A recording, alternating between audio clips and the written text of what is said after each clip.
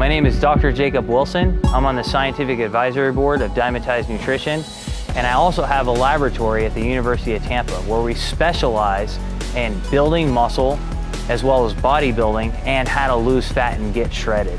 I'm a scientist, but God, man, I absolutely love bodybuilding. You know, I love lifting weights. So ever since I was probably 5 or 6, I knew I wanted to be a scientist, and I knew I wanted to be specialized in sport, to study how to get bigger, how to get shredded at the same time, basically the sport of bodybuilding itself. The thing about bodybuilding is this: it's such an interesting sport because basically to gain size and to be shredded at the same time, they don't mix, right? So this is, to me, it's fascinating. It's the ultimate dichotomy. You know, here we are today, and we have a bodybuilding laboratory at University of Tampa. We're doing work with Dymatize Nutrition, and as we speak, we're doing around 6 experiments on bodybuilding. We can look at muscle from the bone to the skin.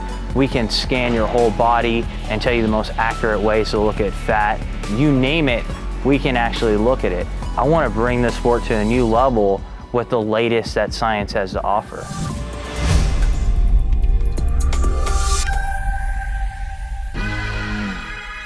Basically, if you look at all the scientific literature out there, we've narrowed down how muscle grows to at least 3 to 4 different mechanisms. And the thing is, with training, everyone's like, oh, this is the best training method. Oh, this is the best training method. But that training method might only maximize one of those mechanisms. So what we want to do is hit each of these mechanisms. And what those are this. You know, when guys go to the gym and they're like, oh, I'm going to get my swole on, right? Well, there's actually something to that. We call it the cell swelling theory. So when you train and you get a pump, kind of like Arnold talked about, he was right, it actually, your cells, your muscle cells themselves, sense that swelling as a threat. And they're basically saying, okay, I have to grow or die. So they restructure themselves and get larger. So you have to target, well, what are the methods to increase that? Short rest period lengths seem to increase that edema or that blood to the muscle. 8 to 12 repetitions, supersets, those are ideal.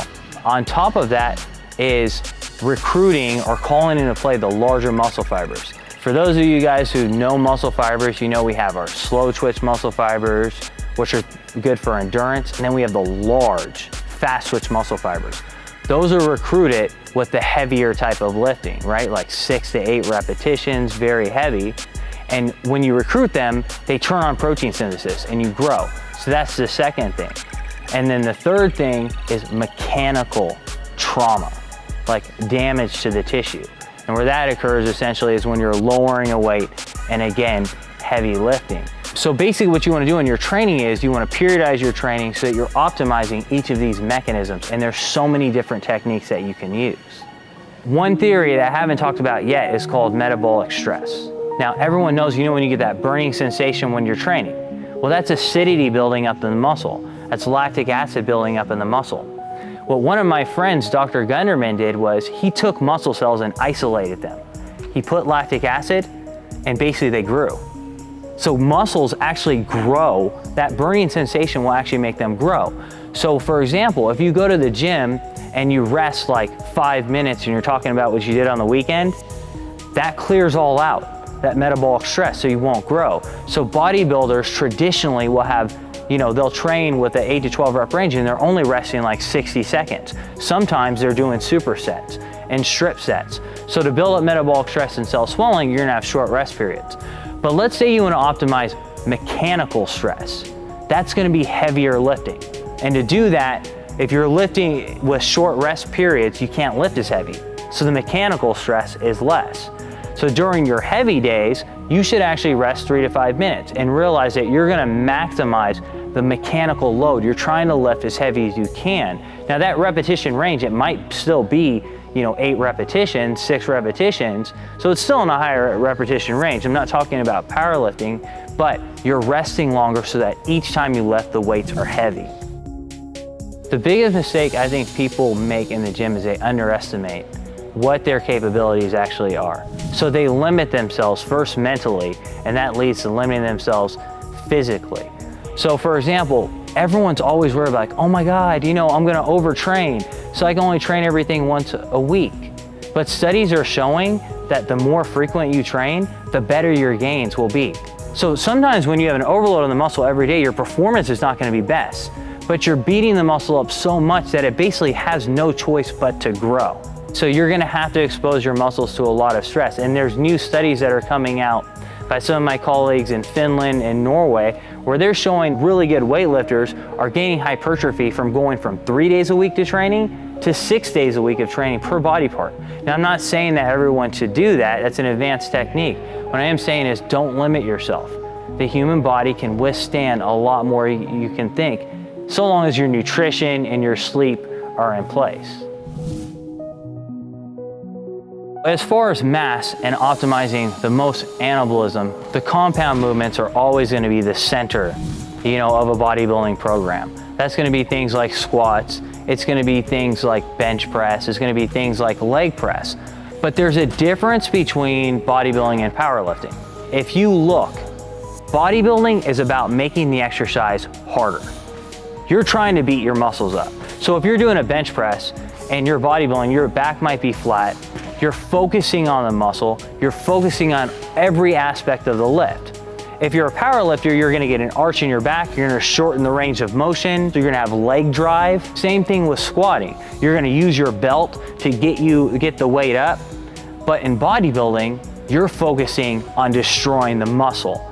So the compound movements are still critical, but your intent should be to focus on those muscles and to destroy them. It's a lot different in that sense. Now, once those compound movements are in place, bodybuilding is also a sport of symmetry. So you're gonna have to focus then on the isolation movements. But obviously someone's gonna have a huge gap if all they do is isolation movements and they're not doing the compound.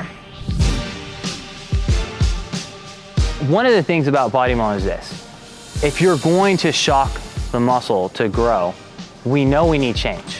Okay, so changing the exercise is actually absolutely one of the best ways you can do that. So using non-traditional lifting type of techniques absolutely can not only shock your muscles to grow, but also translate certainly into, functionality, in our normal society as well. So one of the dichotomies with bodybuilding is that you have to gain size and you gotta lose fat at the same time. So to gain size, you lift weights. To lose fat, you do cardio. And sometimes bodybuilders do 2 hours of cardio a day. But look at a marathon runner. I mean, is that something that a bodybuilder aspires to be? But clearly, what we found in our laboratory is that the longer you do cardio, the more muscle you lose. So basically, you're spending all this time in the off season gaining muscle, and you're losing a lot of it with long duration cardio. So what our laboratory has done is try and figure out how to solve this problem. And one of the things that we've done is high intensity interval training. When I say high intensity interval training, I'm talking about 10 to 30 seconds of all out, balls to the wall, kill yourself, nauseated sprinting. When I say 10 seconds, you should have nothing left at the end of that 10 seconds. When I say 30 seconds, you should feel like you're gonna die.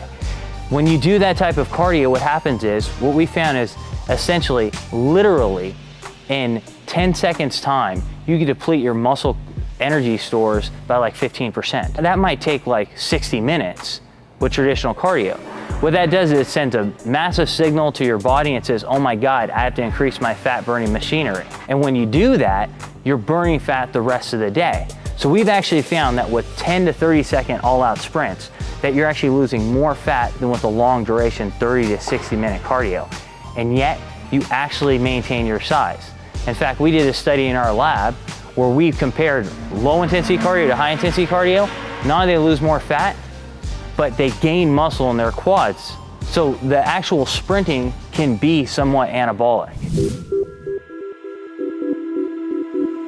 The best way to avoid injury in the gym is to periodize your training. If someone responds really well to heavy training and all they do every single time is lift 5 reps, 1 to 5 repetitions every time they go to the gym, or 6 to 8 reps every time, they rest long rest period lengths, they're constantly loading the muscle, and that's where it takes its toll on your joints, ligaments, you feel the strain, you get an injury.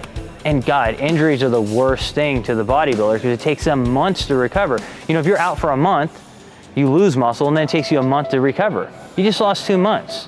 periodization is programmed change. One day a week, you might train traditional hypertrophy training, which is going to be 8 to 12 repetitions, 30 to 60 seconds rest. One day you might train heavy, like in a 6 to 8 repetition range.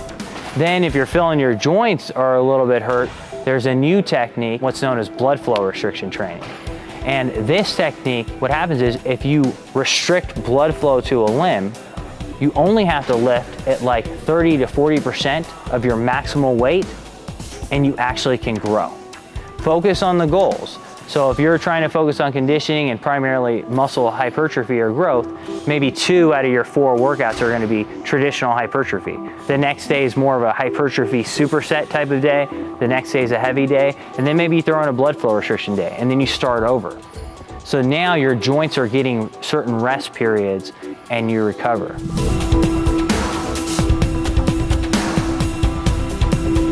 Basically, when you talk about training, with bodybuilding, it's like any other sport. You have to master your trade.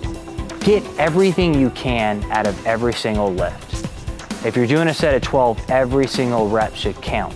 We know with studies, when people are focusing on the muscle, they activate more of it. So going through the motions is gonna get you those types of results, right? So it's focusing, make everything count. Make every meal count, make your sleep count, make every repetition count, make every set count. Be meticulous, write down how you felt in the gym, write down what you think you're gonna be and where you're gonna be, and set goals that are attainable. What I want is this, there's so much misconceptions out there, there's so many myths out there. I want people to be educated. So for more videos and content like this, keep coming back to bodybuilding.com. I guarantee we're gonna have the latest that science has to offer on this sport.